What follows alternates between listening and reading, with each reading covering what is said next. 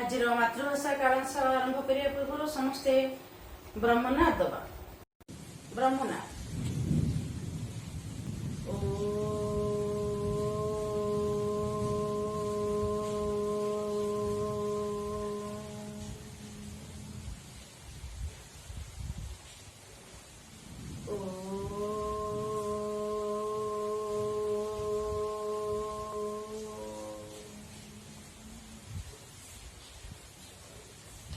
शांति शांति शांति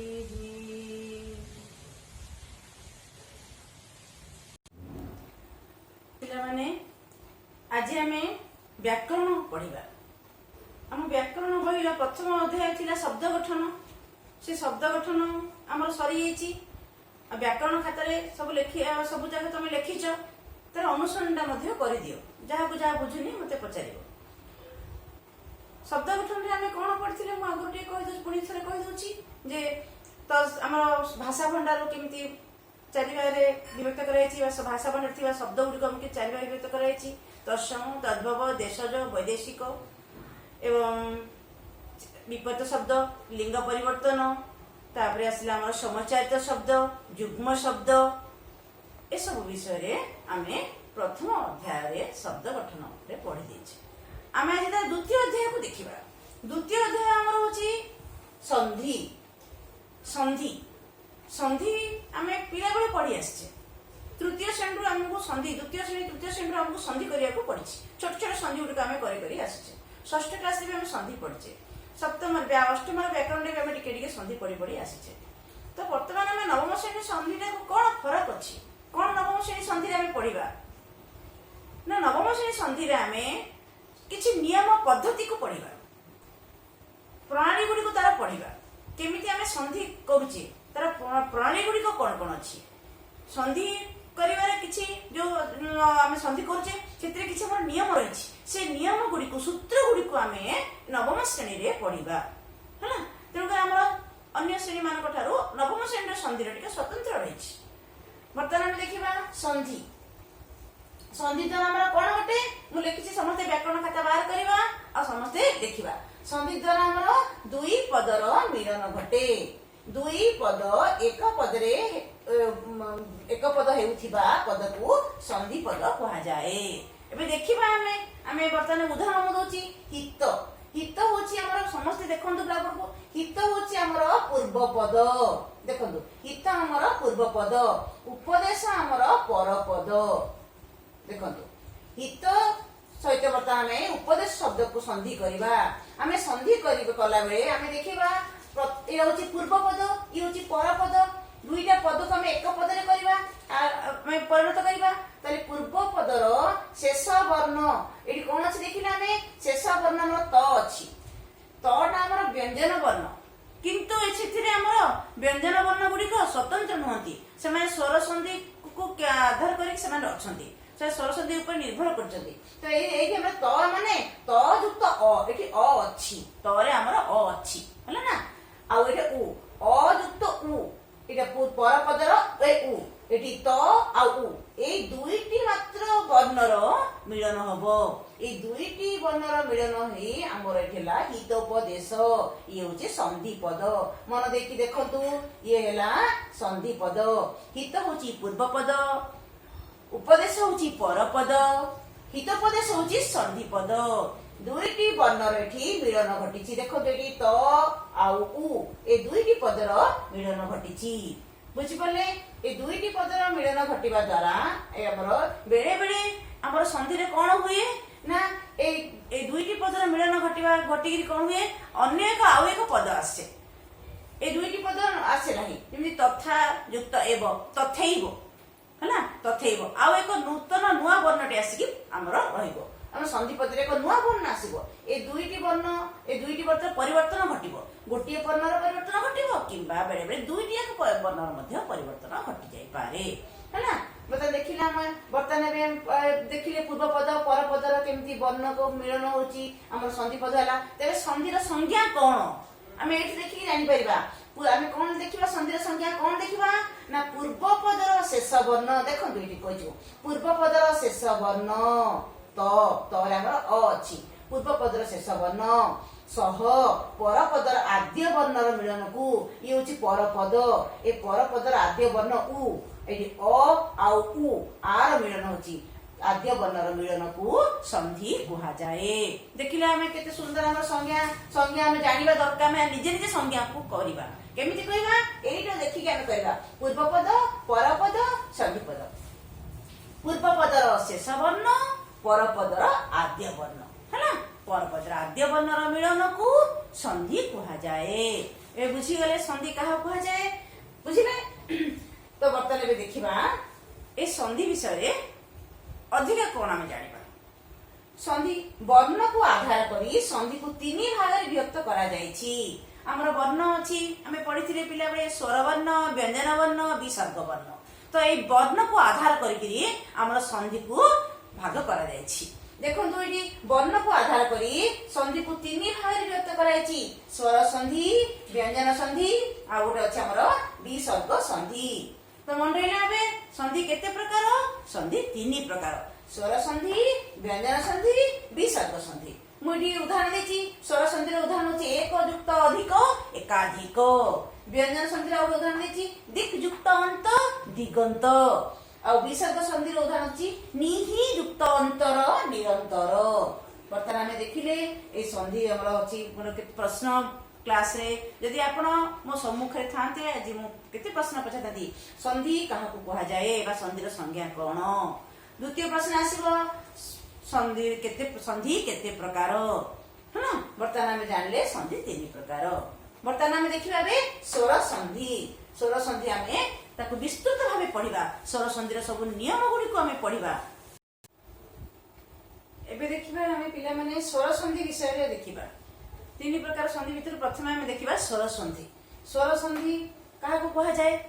स्वर संधि रो संज्ञा कोन ना परस्पर सन्निहित पूर्व पदर शेष स्वर वर्ण मन देखि सुनतु पूर्व पदर शेष स्वर वर्ण सह पर पदर आद्य स्वर वर्णर मिलन को स्वर संधि कहा जाए। मु पूर्व कहितली पूर्व पद पूर्व पदर शेष स्वर वर्ण सेटा पर पदर आद्य स्वर वर्णर मिलन दीटा स्वर वर्णर मिलन रे ही स्वर संधि होई थाए स्वर वर्ण युक्त स्वर वर्ण हमर स्वर संधि है ना एटा को हमें स्वर संधि हमें कहबा तो हमर स्वर वर्ण केतेटी अछि हम जे पिला बळे पढिचे हमर स्वर वर्ण 11 टी अछि अ आ इ उ रू ए ऐ ओ है ना हमें देखिबा स्वर वर्ण जे 11 टी स्वर वर्ण अछि ए आ को नेकरी हमर गोटे संधि अछि आ बुझिले कि ई को नेकरी हर्षे दीर्घ ई को नेकरी हमर दीर्घ अर सूत्र अछि उ ए दुईटी स्वर वर्ण को नेकरी हमर दीर्घ आछि रू नेकरी हमर गोटे हमर गोटे एठी गोटे सूत्र आछि ए ऐ रे गोटे सूत्र ऐ रे गोटे सूत्र ओ रे गोटे औ रे गोटे ए भली हमर 1 2 3 4 5 6 7 8 सूत्र हमर 11 स्वर वर्ण को नहीं हमें 8 संधि सूत्र पढ़िबा मन रे लाउथरम कोची हमर 11 स्वर वर्ण को नहीं हमर 8 संधि बा स्वर संधि रो सूत्र पढ़िबा एतद व्यतीत आउरी हमर स्वर संधि रे कोन कोन अछि देखो देठी अछि य व अय आय अब बुझि परले एति य व अय आय अब ए गुडी को ए स्वर ए स्वर वर्ण गुडी को नहीं हमर य व ए सब हमर आउ 6टी ए भली भाबे हमें स्वर संधि रो सब सूत्र गुडी को देखिबा प्रथमे देखिबा हमें आ कोन मिसेल हमर आ होची आ को हमें प्रथमे आनिया कहले हमें प्रथमे कोन करबा देखिबा अ युक्त अ युक्त आ युक्त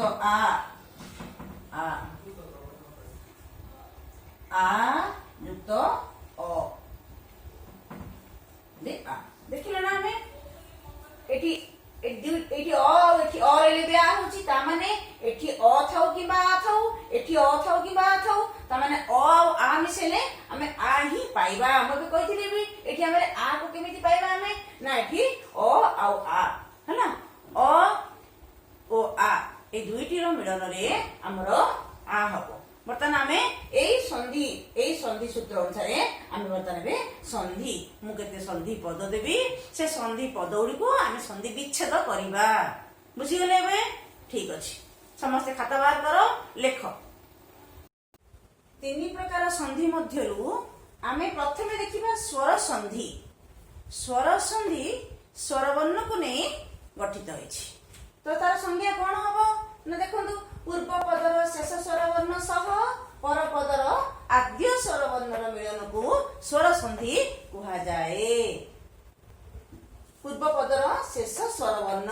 पर पदर आद्य स्वर वर्ण को मन देकी देखंतु स्वर वर्ण युक्त स्वर वर्ण हमर स्वर संधि मन देकी सुनिबा हमर स्वर वर्ण 11 टी अछि देखिले 11 टी अ आ इ उ रु ए ऐ ओ ए एतिक वर्ण को नै हमर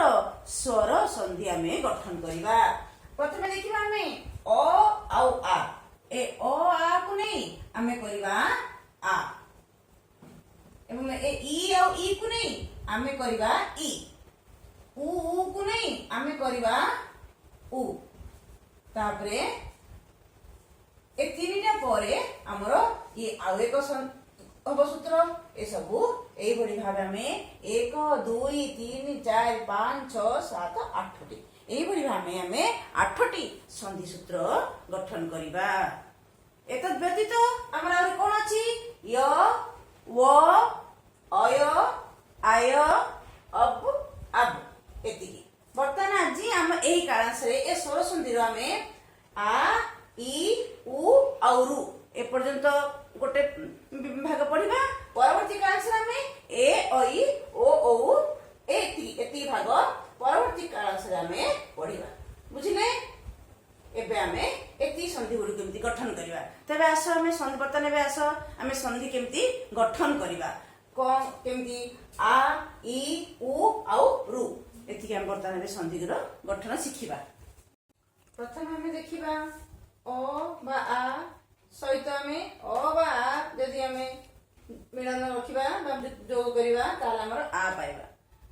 ए आ टी किंतु आ कार हबो ए आ टी आ कार होई पूर्व वर्ण रे युक्त होई हैना पूर्व वर्ण को ए आ कार टी पूर्व वर्ण को चली आसीबो देखिबा हमें सब मु के संधि लिखि देछि सूत्र पर देखिछ संधि विच्छेद हमें करिबा सूत्र अनुसार देव युक्त असुर देवासुर श्वेत युक्त अंबर श्वेतांबर एठी अ युक्त अ ए अ युक्त अ आ हई ए पूर्व वर्ण रि श्वेत माने एठी पूर्व वर्ण को आसी श्वेतांबर देवासुर एई भली भाबे हमरो पूर्व वर्ण रे आकारटी युक्त होइछि पुणी देखिबा सिंह युक्त आसन सिंहासन एठी केमती अ युक्त आ रो जोग होइछि आमे एठी आउड करिबा उच्च युक्त आसन उच्चासन बुझ परछ ना एमती करिबा सुधा युक्त अंशु सुधांशु चिता युक्त अनल चितानल विद्या युक्त आलय विद्यालय सुधा युक्त आकर सुधाकर ए सब होछि हमर आकार हमर प्रथम प्रबंध रे जो जातीय जीवन से प्रबंध आ भाषा और जातीयता प्रबंध रे आमे जेतिके संधि देखिबा से संधि गुडी को सब एकत्रित करिबा देखिबा सेतरे ए संधि ए बडी संधि थिबो आमे ताकू बाहर करिबा किछि न अछि त अपन जानू जदी आ नुवा नुवा किछि संधि अछि ताले आमे आउरी नुवा नुवा संधि गठन करि परबा एही सूत्र अनुसार हला तापरे बर्तमान देखिबा द्वितीय हमर 2 नंबर सूत्र होछि इ आउ इ सहित इ बा इ रो जदी जोग हुए ताले हमर आसीबो दीर्घई केटा हमर दीर्घईकार हबो दीर्घईकार होई पूर्व वर्ण रे युक्त हबो केमिति देखिबा हमें जति युक्त इंद्र जतीन्द्र देखो एडी दीर्घईकार आछि दीर्घईकार कोठी को वर्ण रे युक्त होईछि ना एडी पूर्व एडा होछि पूर्व पद एई पूर्व पद रे युक्त होईछि हमें पिला माने मु समस्त कहि रखुछि जे पूर्व पद संधि रो दुईटी एक पद अर्थ सापेक्ष दुईटी एक पदर अर्थ अछि ए देखिबा हमें अति युक्त इव अतीव परि युक्त इच्छा परीक्षा मुनि युक्त ईश्वर मुनीश्वर मही युक्त इंद्र महींद्र, सची युक्त इंद्र सचिंद्र, मही युक्त ईश्वर महीश्वर, अवनी युक्त ईश अवनीश। मु एपटे ए जो आकार रे एमती जो ए साइड रे जो सूत्र लिखिची एबे म आपण तम समस्त गोटे काम दउची समस्ते एई पटे एमती सूत्र निजे निजे लिखिबा। ए निजे निजे एई पटे एमती सूत्र केमती लिखिबा सूत्र समस्त देखिबा। एडी कोन अछि एडी हर्षई सहित हर्षई एडी हम देखिबा हर्षई युक्त हर्षई एटा कोन अछि दीर्घई। आमे देखिबा ए दुइटे प्राय हमर शून्य स्थान पूर्ण कर रास्ता अछि। शून्य स्थान कोन रास्ता अछि परियुक्त इच्छा परीक्षा, परियुक्त इच्छा परीक्षा एटा को हम देखिबो शून्य स्थान पूर्ण कर। नचेत परीक्षा देखिबो एटा को ब्लैंक रखिदिबो आको हम लिखिबा शून्य स्थान पूर्ण कर एटी लिखिबा परी किबा एटा देखिबो एटा को ब्लैंक रखिदिबो। एई बडी भाबे हमें आको शून्य स्थान पूर्ण करे आसी परिबो, आको संधि पद लेख आसी परिबो ए ना। तापर देखिबा एटी कोन अछि ई सहित दीर्घई एटी आसिला हमर दीर्घई। तापर मही युक्त इंद्र एटी मध्ये हमर प्रथमे आसिला दीर्घई, तापर आसिला हर्षई, तापर एटी आसिला हमर दीटा को दीर्घई देखिले ना दीटा को दीर्घई। एई भली भाबे हमें और आर बिसी कले आउ ई रो भी कले। बर्तमान देखिबा उ आउ उ रो देखिबा आउ उ रो देखिबा लेखाता बाहर करके ए सब गुड़ा लेखंतु एवं निजे जदि किसी संधि जानचंती से संधि गुडी पुणी ताकू विच्छेद करंतु। पुणी हम देखिबा हर्ष सहित दीर्घ, हर्ष बा दीर्घ सहित हर्ष बा दीर्घ रो जदि संधि हुए ताले दीर्घ हबो हमर। ए दीर्घटी दीर्घकार हबो, दीर्घकार होई पूर्व वर्ण को ही आसीबो, पूर्व वर्ण रे ए युक्त हबो। देखिबा हमें सुयुक्त उक्ति सुक्ति, साधु युक्त उपदेश साधुपदेश। ए दुईटी सूत्र देखिले ए दुईटी सूत्र कोन ना एटी हमर हर्ष सहित हर्ष देखिबा हमें हर्ष सहित हर्ष है ना केम दीर्घ होइछि देखंतु। तापरे सिंधु युक्त उर्मी सिंधुर्मी, लघु युक्त उर्मी लघुर्मी। ए दुईटा हमर कोन हिछि हर्ष सहित हमर दीर्घ, हर्ष सहित दीर्घ होइछि। आउ गोटे देखिबा बधु युक्त उक्ति बधुक्ति एटा हम दीर्घ सहित केमति हर्ष होइछि बधु युक्त उक्ति बधुक्ति। भू युक्त ऊर्ध्व भूर्ध एटा दीटा को दीर्घ, भू युक्त ऊर्ध्व भूर्ध, दीर्घ सहित दीर्घ, दीर्घ सहित दीर्घ रो संधि रे दीर्घ भू युक्त ऊर्ध्व भूर्ध। बुझिले ना ये बर्तमान हम कहली एस केमति उकार सूत्र। बर्तमान देखिबा हमें चतुर्थ नंबर सूत्र हमर रु केमिति हबो रुटा अ युक्त रु आ युक्त रु। ए दीटा का अ युक्त रु आ युक्त रु मिसिले हमर और हबो। मन देखि सुनिबा एटा अ युक्त रु आ युक्त रु ए दीटा मिसिले हमर हम बर्तमान रु रो सूत्र करछे है ना। अ युक्त रु और आ युक्त रु और किंतु जो ए अटा जो आसीबो ए अटी आसीबो पूर्व वर्ण को, रटी आसीबो पर वर्ण रे रेफ आकार रे रहिबो। केमि देखिबा हमें अटी पूर्व वर्ण को जीवो, रटी रेफ देखंतु रेफ आकार रे पर वर्ण रे युक्त हुए। से भली हमें ए सूत्र को आधार करिकरी हमें संधि विच्छेद करिबा। देव युक्त ऋषि